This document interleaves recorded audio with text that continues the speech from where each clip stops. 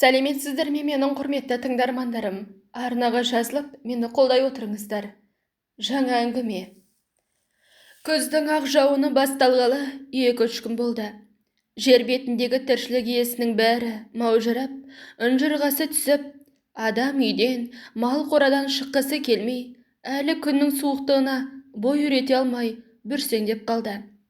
Терезеге тарсылдап, ұрып тұрған тамшының даусына маужырап, жылы төсектен тұрғысы келмей жатыр еді. Көршіміз Айшаның кіргені естілді. Қалың қалай? Күннің аманда үйден шықпаушы едің? Жаңбыр жауғалы сыртқа мұрныңды көрсетпейсің. Саған жақсы болды ғой, қатын, деп шешеме сөйлей кірді. Біздің құдай қосқан көршіміз Айшаның кереметі біздің үйдің қазанның қайнайтын уақытын дәл білетіндігінде. Самаурымен бірге үйге Айша да кіреді.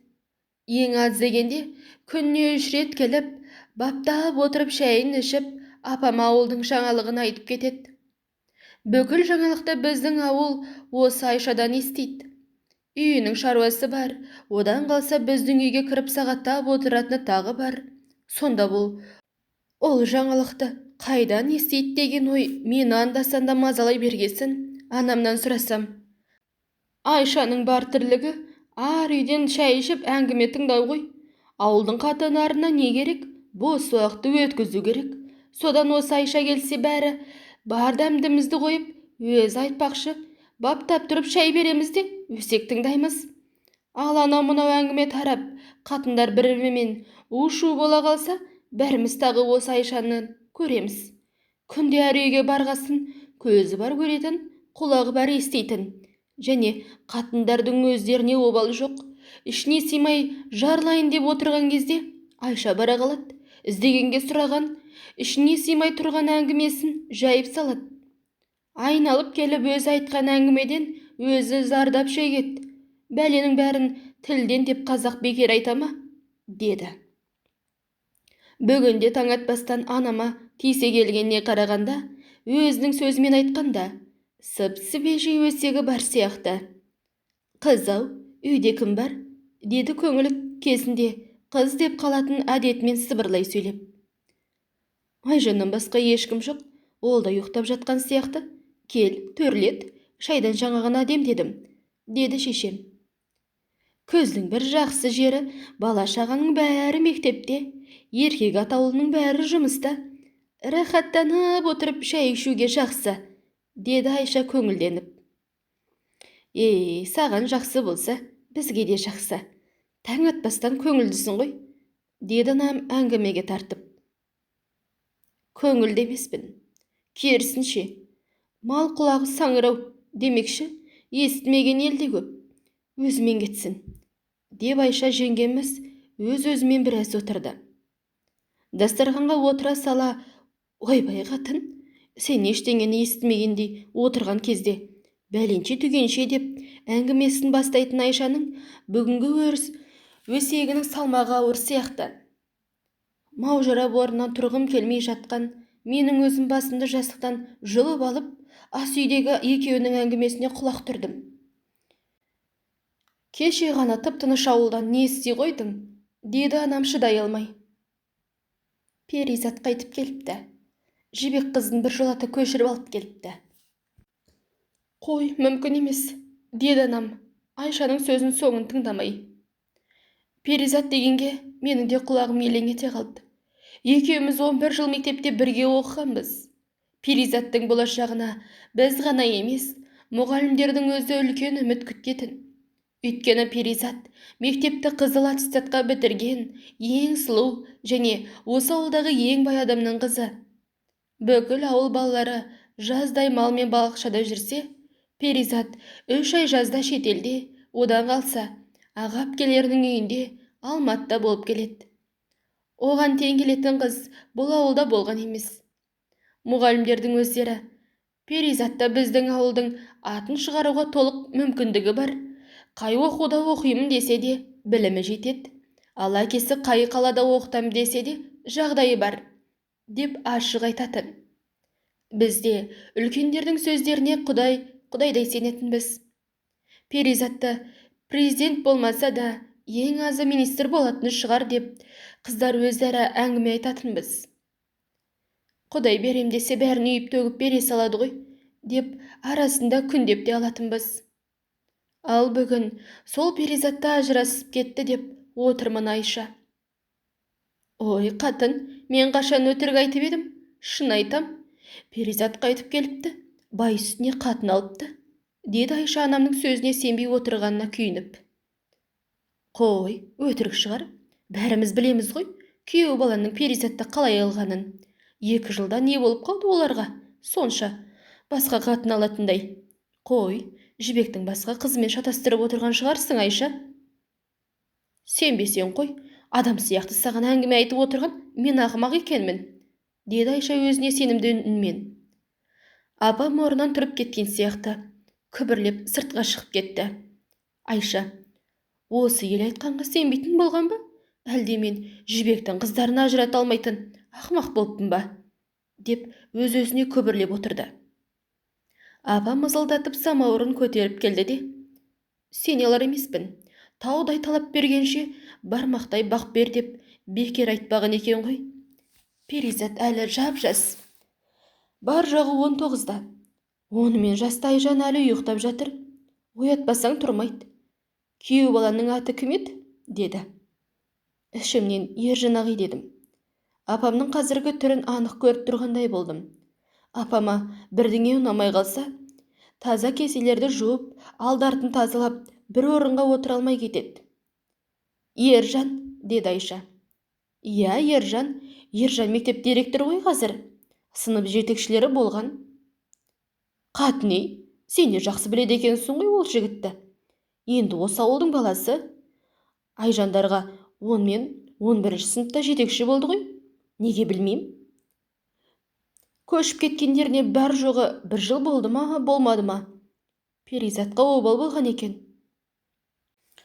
Басындақ сол Перизатты алды дегенде, сол баланың бас терісі келіспеген, оған күйеу болмайды деп өзіңе де айтып едім ғой.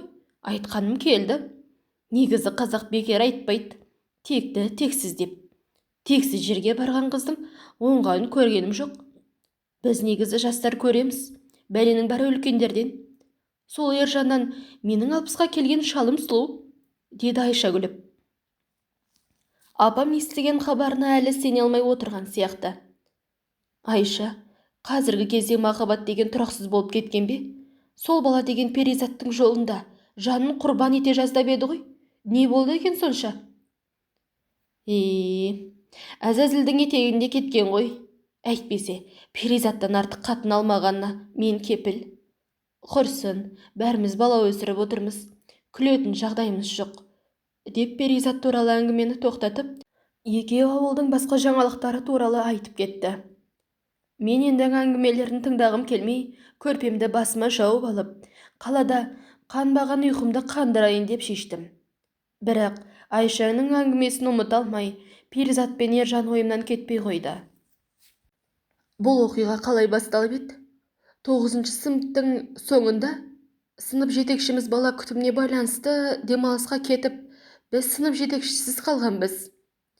3 ай жазғы демалыстан кейін биыл ғана институтты бітірген өзіміздің ауылдың жігіті бар жоғы 21 жастағы Ержанды бізге сынып жетекші етіп қойды.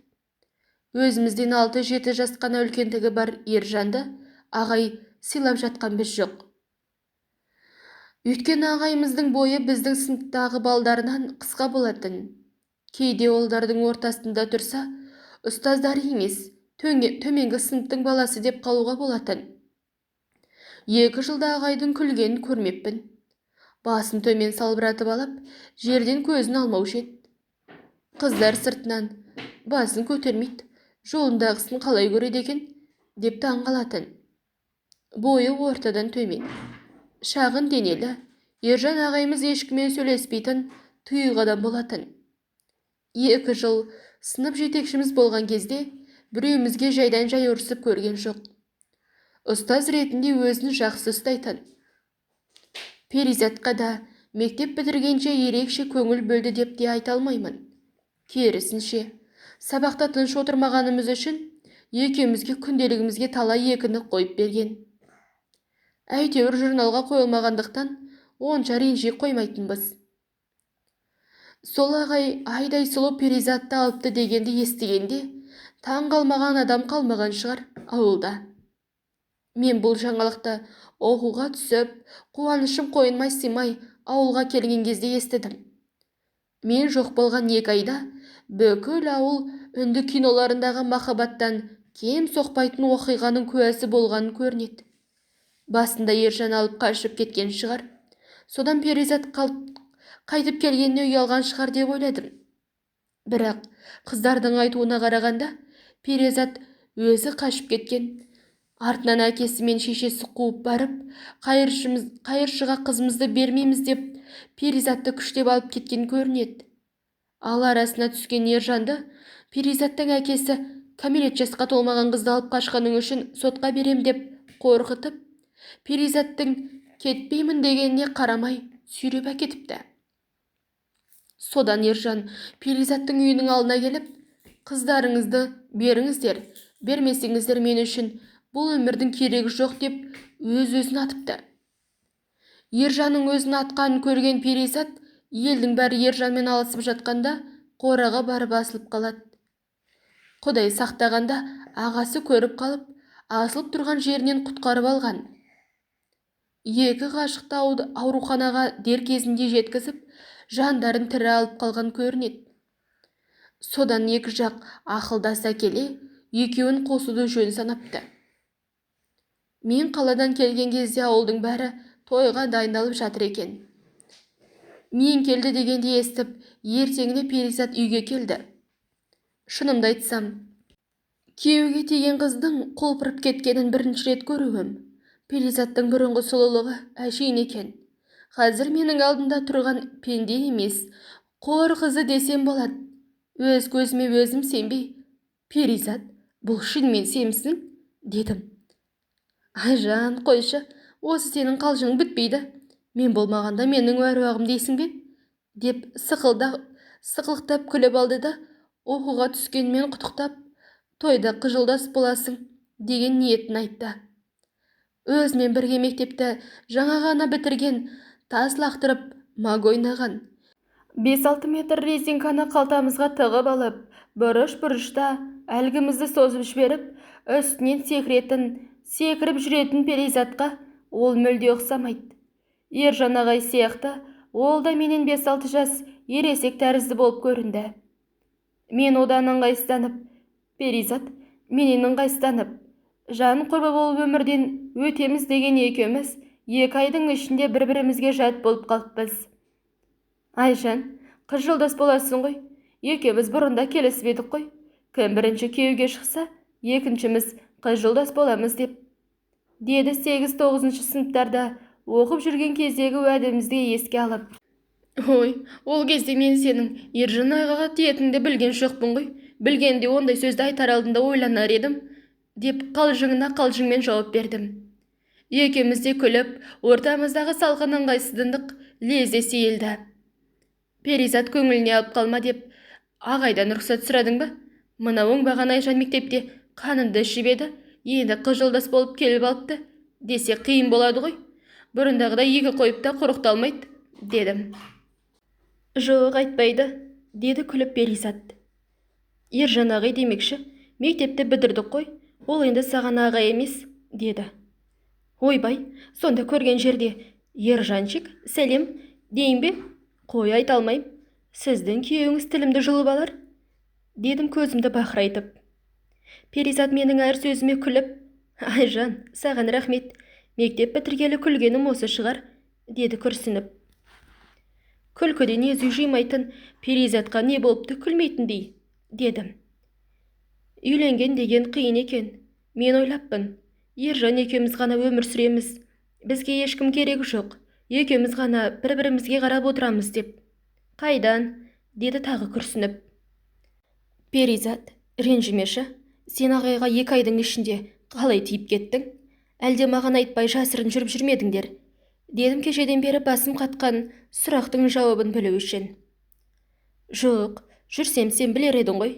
Ержанның маған ғашық екенін мектеппен қоштасу кешінде ғана білдім. Ал саған айтпағанмын. Сен ертеңінде-ақ кетіп қалдың ғой қалаға. Бәріміз вальс биледік қой. Сол кезде Ержан мені биге шақырды. Сен қасымда болатынсың, оны өзің көрдің. Бәрің сол кезде шиқылдап күліп, мені мазақтадыңдар ғой, есіңде ме? Ержан билеп жүрген кезде, Перизат, сен бүгіннен бастап заңды түрде менің оқуымшым емессің. Бүгін саған 2 жыл бойы айта алмаған сезімді қалай айтарымды білмей тұрмын. Сен әлі жассың ғой. Маған сенесің бе, сенбейсің бе? Бірақ маған сенсіз өмір жоғына көзім анық жетеді. Сен ең болмаса, мені сыйласаң, ертең кездесейік, деді. Екі бетім өрттей қызарып, жай ғана иә дегенім есімде. Басқасын білмеймін. Ертеңіне кездесіп, ауылды бір айналып шыққанда, мен оған ғашық екенімді мойындадым. Ол сондай ақылды, ұстамды жігіт қой. Біздің сыныптың ұлдары сияқты емес. Мәссаған, ағайға осылайша бір биде сынып қалдың десеңші. Жоқ, қойшы, олай айтпашы, ұялам.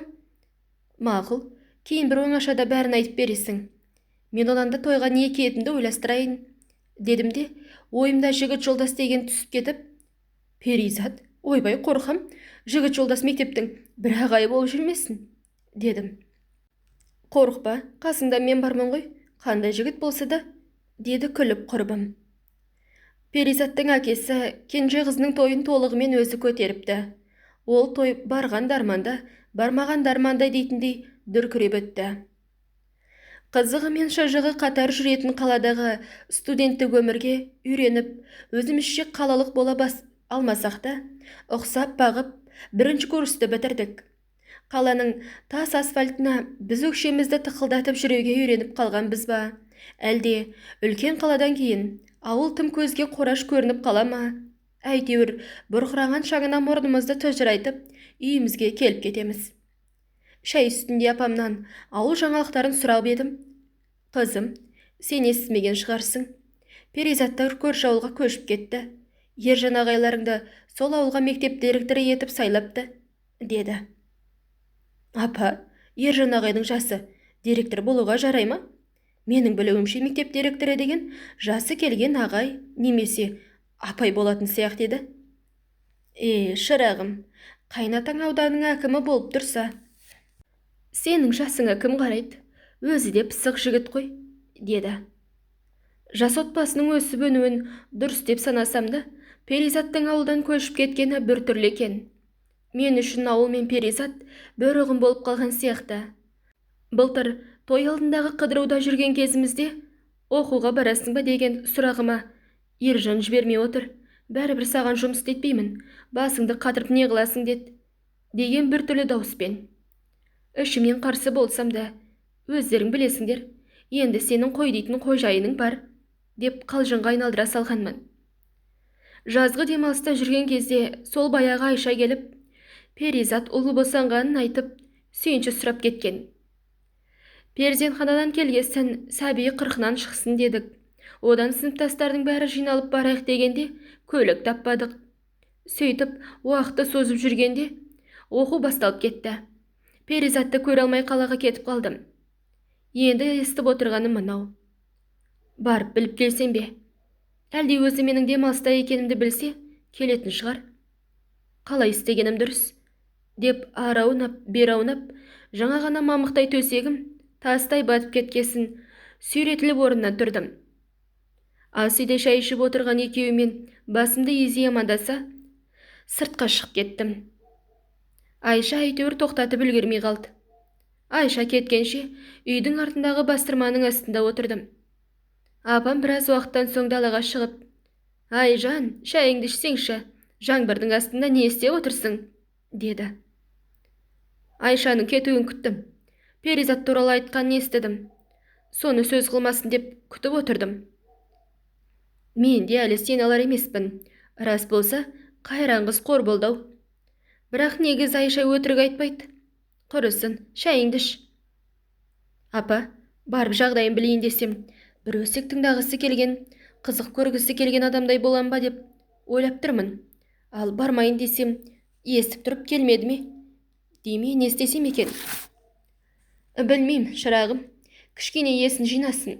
Содан кейін кірсең де болар. мұндайда уақыт емші дейді, деп апам қайта кеселерін жуа бастады. Шай ішкім келмей мен де тұрып кеттім. Сол жолы ақыры Перизатқа жолықпай қалаға кетіп қалдым. Екінші курстың бірінші семестрін бітіріп, жаңа жылда әке-шешеммен қарсы алайын деп, Перизаттың жағдайын білейін деп, ауылға ұшып жеттім. Келе сала апамнан Перизаттың жағдайын сұрап едім, күмілжіп: «Шырағым, оңашада айтармын», деп үйдегілерді көзімен бір шолды. Бір нәрсені сіңілерімнен жасырып отырғанын сездім де, сөзді ары қарай қозғамадым.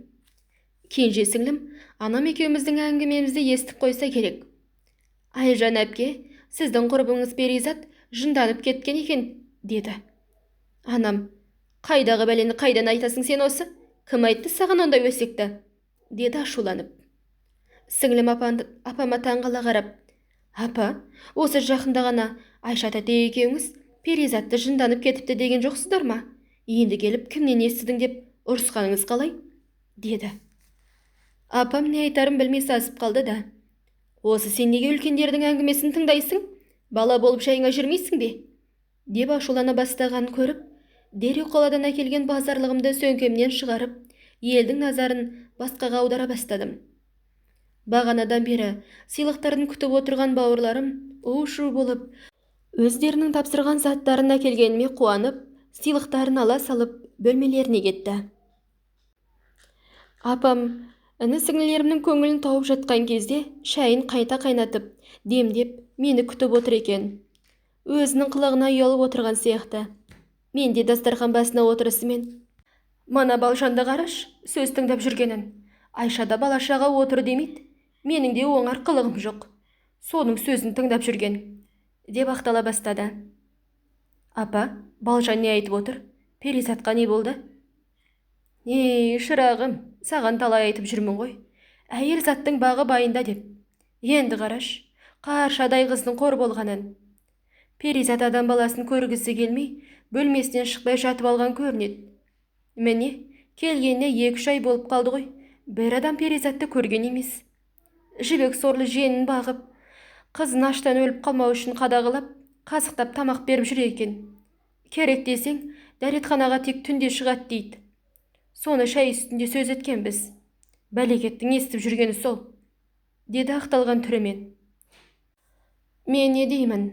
Анама ішімнен: «Қайран Перизат», дедім де, анама соны рахметін айтып, бөлмеме кеттім. Ойымнан Перизат шығар емес. Ауыл адамдары депрессия дегенді түсіне ме? Қазір Перизат өмірінде көрмеген қорлықты көріп, басына түскен ауыртпашылықты көтере алмай жатыр ғой. Ертең барсам, мені көргісі келер ме екен? Ит, неме, Ержан-ай, сол үшін 17 жыл мәпелеп өсірген ата-анасына қарсы шығып, өз өмірін қия жаздаған махаббатымен алысып жатқанын түсіне ме екен ол? Қайдам, жас қатынның қойнына жатқан шығар, махаббатқа мас болып. Ержанға жыным келіп жатып, жол ұрып тастағаннан ба, тез ұйықтап қалыппын. Шаршағандікі ме, әлде ойланғаннан ба? Түсімде шым-шытырық болды. Перизат таудың басына шығып алып, төменде қарап тұрған Ержанға сақ-сақ күледі. Перизаттың күлкісіне мүлдем ұқсамайды, бірақ күліп тұр. Ал Ержан Перизатты танымайтын адам сияқты басқа жақтан көз алмай қарап тұр. Бір кезде Перизат таудың басынан құлап кетті де, жерге жете бере құсқа айналып аспанға бірақ көтерілді. Қара терге түсіп жатыр екенмін. Оянғаныма жаңағы сақылдаған күлкінің бәрі түс болғанына қуанып кеттім. Тағы ұйықтап қалсам, жаңағы түсім жалғасып кетеме деп қорыққаннан жатқым келмей, ас үйге барып су іштім. Менің жүргенімді естіп, апам да бөлмесінен шығып: «Қызым, неге ұйықтамай жүрсің?» «Жай шөлдеп ояндым. Ал сіз неге жатпай жүрсіз?» «Білмейм, сен келгелі Перизат ойымнан шықпай қойды. Соған жаңа балалар болғасын айта алмадым. Ержан ағайларың екінші әйел етіп, кімді алған білесің бе?» «Жоқ, Айша әпкеден естідік қой онды да. Перизаттың өзімен сөйлескен жоқпын. Ертең не болса да барайын деп отырмын». «Айжан, ел құлағы елу деген. Ержан әйелді басқа жақтан емес, өзінің жеңгесін алыпты». Анамның сөзін түсінбей қалдым. «Қай жеңгесін?» дедім анама қарап. Ержанның 100 жеңгесі бардай айттың ғой. Нұржан марқұмның әйелі Анарды алыпты. Естіген мен сен алар емеспін. Қойыңыз, апа, Анар туған жеңгесі емес пе? Жасы да үлкен, өтірік болар, дедім. Қайдағы өтірік, некелерін қиып, бірге тұрып жатыр. Бұның қалай дегендерге екі отбасында асырай алам, бірақ соған Перизат көнбей қойды. Ағаларымның балаларын жетім ете алмайым, депті. Ержан ағай жынданған ба? Сонда өзінің баласын жетім етеді, ағасының балаларын жетім ете алмай ма? Онда неге Перизатты алыпты басын қатырып? Бәленбай жыл жесір отырған сол жеңгесіне қалмады ма? Дедім ашуланып. Қызым-ау, елдің бәрінде сол сұрақ қазір. Перизатқа да қиын тиіп жатқаны сол ғой, деді де шешем. Құдай, шатастырам десе оңай ғой. Екі ортада балаға обал болды. Біреуіне бай, біреуіне қатын табылар. Түннің бір уағы болды, жат, деп сөйлеп бөлмесіне кіріп кетті. Ас үйде состиып тұра берем бе? Мен де келіп төсегіме жаттым. Анамның айтқан сөздерін ой елегімнен өткізіп жатып, Перизат үшін көзіме жас келді. Ержан ағайды жек көремін. Айша апай айтпақшы, бас терісі келіспеген оңбаған. Ертеңіне Перизаттың үйіне бардым. Өмірі есіктері жабылмайтын үйдің қақпасы ішінен қолыпталып тұр. Балалық шақтың бәрі осы екі үйдің ортасында өткендіктен, бұл үйдің бар тесігін менен жақсы білетін адам жоқ. Үйдің сыртынан айналсаң, мал кіретін есік бар. Сол арқылы үйге кірдім. Ауылдық жерде есік қағу деген болмаса да, мына тым түріс үйге кіріп баруға батпай, есікті ашып, кім бар? Дедім даусымды көтеріп. Ас үйден Жібек апай жүгіріп шықты. Оның артынан 1-2 жастағы сөп сүйкімді бүлдіршін шықты. Мені көріп, Жібек апай қуанып кеткендей болды. Айжан, амансың ба шырағым, қалың қалай, оқуың жүріп жатыр ма? Деді бастырмалата мені ас үйге кір деген ишарамен. Жақсымын әпке, өздеріңіз қалайсыздар? Мына бүлдіршін кімнің баласы? Дедім танымағасын. Перизаттың әпкелері мен ағаларының балаларын жақсы танимын ғой. Перизаттың баласы ғой. Отыр. Қазір шай дайындап жіберейін. Сенің келгеніңді білсе, Перизатта тұрып қалар. Деді жатын бөлме жақты иегімен нұсқап. Әпке, мен Перизатқа кірейін, сіз рұқсат берсеңіз. Дедім бәрін білем дегенді көзімен ұқтырып. Кір, мүмкін саған сөйлер. Біз оған адам емеспіз. Дәрігерде келіп кетті. Тәнінде ауру жоқ, тек жанын емдеу керек деді. Біз оның жанын қалай емдейміз? Ержанның қол аяғын байлап алып келмесек, деп көз жасын бір сығып алды. Перизаттың бөлмесінің есігін тықылдаттым да, шақыртуын күтпестен кіріп бардым. Төсекте басын көрпемен жауып алып жатыр. Пері, сәлем, дедім бала кездегідей. Керек десең, көрпесі қозғалмады. Ұйықтап жатқан сияқты.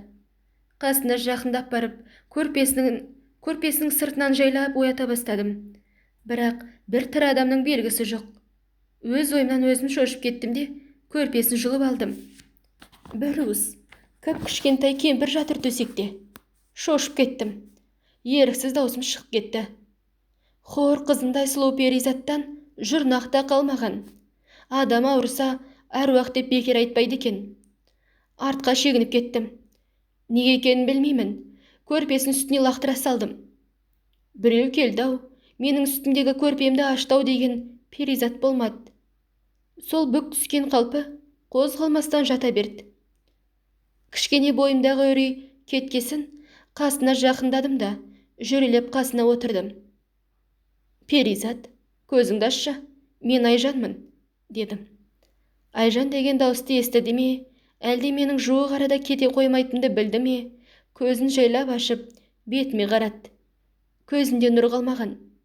Бала кезімізден малдың арасында жүргендіктен көзінен нұр кетіп қалған қойды әкеміз мал болмайды деуші еді ғой. Тура сол. Айжан, қайдан жүрсің? Деді. Көптен сөйлемегеннен бе, әлде ауырып тұр ма? Дауысы қарлығып шықты. Бұл не жатыс? Сенен басқа адамда жүрек жоқ па? Деді мына жатысын бір түрлі көріп. Жауап жоқ. Көрсінді де үндеген жоқ. Перизат, бұлай жата берсең орнынан шынымен тұра алмай қаласың. Жүрші, далаға шығайық, дедім қолынан ұстап. Басын шайқап көрпесін жауып алды. Пері, сен тұрмайынша, мен де кетпеймін. Жаныма тисең қасыңа жатып алам. Тұршы, ең болмаса беті қолыңды жуып отыршы, дедім. Кішкене үнсіз жатты да орнынан тұра бастады. Аяқтарын төсектен түсіріп еді, қу таяқ. Орнынан тұрған кезде бойшаң бойы ғана қалыпты. Денесінде ет қалмаған сияқты. Перизат, модельдердің ауруы бар ғой, анорексия деген. Сен сонымен ауырып қалғансың-ау? Басқасын қойш, ана балаңды аясаң қайтеді, дедім жыным келіп. Сүйретіліп тұрып бөлмеден шықты. Мен артынан ілесіп келемін. Тура кемпір. Аяғын тыртып, басып, жуынатын бөлмеге кірді. Біздің шыққанымызды көріп, Жібек әпке де ас үйден шығып, маған: Айжан, шай дайын, екеуің шай ішіңдер. Сенің келе қалғаның мұндай жақсы болар ма еді? Бұл бізбен дастархан басында отырмайды. Мүмкін сенмен отырар, ал мен сендерге кедергі болмаймын. Баламен дүкенге барып келейін, деді де жиен киіндіріп сыртқа шығып кетті. Перизат 20 минуттан соң жуынып шықты да бөлмесіне қарай жүрді. Қайда барасың? Сенің үйіңе қонаққа келіп отырмын ғой. Шай берсеңші, деді әдейі ас үйге кіргізу үшін. Айка, шаршап қалдым. Кішкене жата тұрайыншы. Апам үйде жоқ па не? Деді. Пері, мен не? Сенің апаңмен отырып әңгіме айтам ба? Сен үшін келдім ғой. Жүр, сен ас үйде отыр, мен ақ шай дайындаймын, дедім де қолынан ұстап ас үйге кіргіздім. Апасы дастарханда жайнатып жасап кетіпті. Екеуміз дастарханға отырып, мен шай құйып бердім. Өмірге еш қызығушылығы қалмаған құрбымның түріне қарап, тамағыма өксік тығылып қалды. Сөйлейін десем, жылап жіберем бе деп үнсіз отыра бердім. Айжан, менің өмір сүргім келмейді. Өле салайын десем, баламды қимаймын. Бірақ менде анадан оған не пайда? Деп біраз үнсіз отырды. Ержан негізі кінәлі емес. Менің еркелігімнен шаршап кетті. Ал Анар керісінше, оны өмір бойы еркелетіп, ер жігіт деп отырады. Негізі еркектер еркелеткенді ұнатады екен. Пері, қойшы соларды. Ескі жараның аузын тырнағанда өзіңе батады. Оларды айтпаш, ұмыт оларды, дедім. Ұмыту оңай болса, баяғыда ұмыта салар едім. Күнде түсіме кіреді. Әсіресе екеуінің құшақтасып, сүйісіп тұрғаны көз алдынан кетпейді. Ол екеуінің арасында бірдеңе барын енемде жақсы білген. Мен ғана көрсоқыр болып жүре берген екенмін. Сол жаныма батады, деді де жылап жіберді. Не деп жұбатарымды білмедім. Ішіндегісін шығарып алсын деп үнсіз отыра бердім. Соңғы кездер аптасына бір рет үйіңе барып келсеңші, деп мені қуғандай етіп шығарып салатын.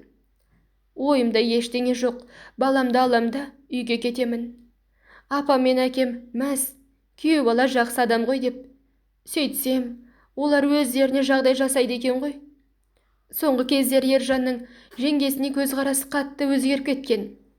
Бірақ қанша жыл бір үйде тұрып келеді, басыма арам ой келген емес. Алғаш үйленгенде Ержан маған: ағам қайтыс болған соң, жеңгеңді жесіретпей үйлен, ағаңның балаларын сен бақпағанда кім бағады деп анасы орынсыз талап қойғанын. Сол кезде өзінің: апа, қайдағы бәлені қайдан шығарасыз? Тірі тұрсам, інілерімді де бағамын, бірақ жеңгемді өлсем де алмаймын, деп жауап бергенін айтқан. Бірақ жеңгесінің сондай жақсы адам екенін, осы күнге дейін жаманатын шығармай келе жатқанын да жасырмаған. Сен алғанда ол кісіден қатты қуанған адам болған жоқ. Өзің білесің, жүгіріп жүріп бәрін істеді.